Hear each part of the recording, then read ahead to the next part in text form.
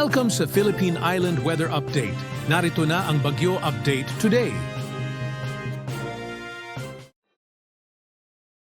Bahagyang lumakas pa rin o muling lumakas ang Bagyong Leon habang binabaybay ang East Philippine Sea. Ang lakas ng hangin malapit sa gitna o sa mata nito ay umaabot na sa 165 km per hour.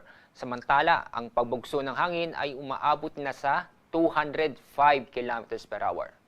Kasalukuyan, ang layo ng sentro o gitna ng bagyo ay nasa 395 kilometers silangan ng Calayan, Cagayan.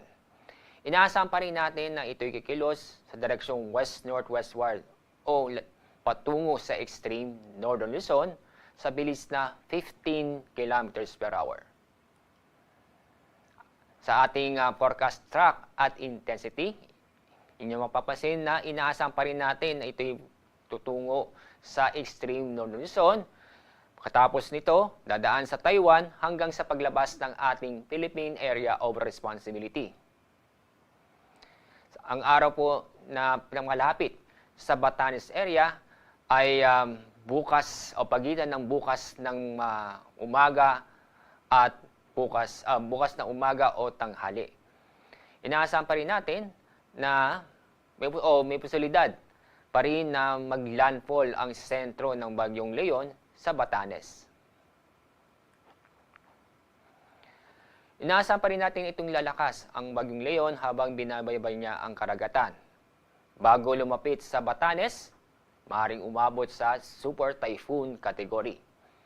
Kapag hindi magbabago ang kanyang track at direction, sa araw o bukas ng gabi o sa Friday na madaling araw, ay nasa labas na ng ating Philippine Area of Responsibility si Bagyong Leon.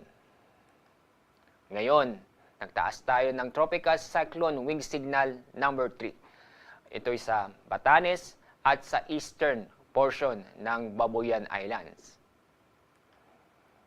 Wind Signal number 2 naman ay nakataas sa lalabing bahagi ng Babuyan Islands, Cagayan, northern at eastern portion ng Apayao, Kalinga, northern at eastern portion ng Abra, eastern portion ng Mountain Province, at Ilocos Norte. Wind signal number 1 naman sa lalabing bahagi ng Isabela, Quirino, Nueva Vizcaya, lalabing bahagi ng Mountain Province, Ifugao, Benguet, ganoon din sa lalabing bahagi ng Abra, Ilocos Sur, La Union, Pangasinan, ganoon din sa Nueva Ecija, Aurora, northeastern portion ng Tarlac, northern portion ng Bulacan, northern portion ng Quezon kasama ang Polillo Islands, ganoon din po sa Camarines Norte, northern portion ng Camarines Sur, northern at eastern portion ng Catanduanes. Habang nandito po si Bagyong Leon, inaasahan natin na mag-erase tayo ng wind signal number 4. Patungkol naman sa wind signal number 5, ay may posibilidad pa rin. Depende yan sa development ng Bagyong Leon. Ngayong araw, may inaasahan pa rin tayo na pagbugso ng malalakas na hangin sa Bataan, Metro Manila, Calabarzon, Mimaropa, Bicol Region, sa malaking bahagi ng Visayas at Dinagat Islands. Bukas, araw ng Huwebes, may inaasahan pa rin tayo na pagbugso ng malalakas na hangin sa Aurora, Batangas, Quezon, Mimaropa at Bicol Region. Sa araw ng Biyernes, sa Batanes, Cagayan, Isabela at Aurora. Patungkol naman sa matitindi at malalakas pa na pag-ulan. Ngayon, inaasahan tayo na intense hanggang torrential na pag-ulan sa Batanes, Cagayan kasama ang Babuyan Islands. Heavy hanggang intense na pag-ulan naman sa Ilocos Norte, Apayao, Isabela at Occidental Mindoro.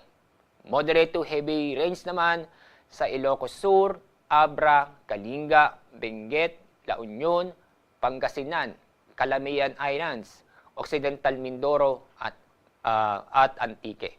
Bukas, ito'y araw ng Huwebes. Inaasahan pa rin ng intense hanggang sa torrential na pag-ulan sa Batanes.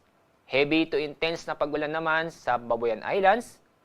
Samantalang moderate to heavy rains naman sa mainland Cagayan, Occidental Mindoro, Ilocos Norte, Zambales, Bataan, Cavite, Batangas at Calamian Islands.